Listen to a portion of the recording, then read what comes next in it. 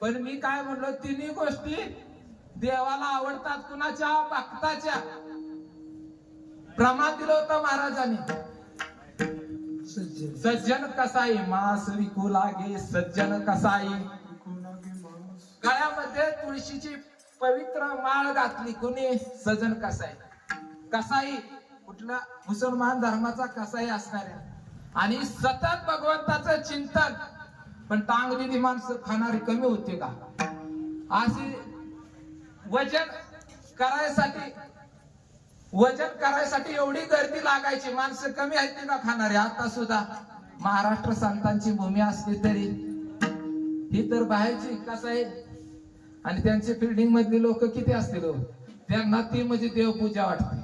अशी गर्दीच्या गर्दी लागायची. पण भगवंताकडे चिंतन. विकायला वजन टाकायला वैताग यायचा. मग भगवान परमात्मा स्वतः मांस विकायसाठी शालिग्राम पत्तर झाला. तुम्ही अर्धा मागितलं अर्धा होत होत, पावशेर मागितलं छटाक होत होत, 1 किलो म्हटलं की 1 किलो होत होत.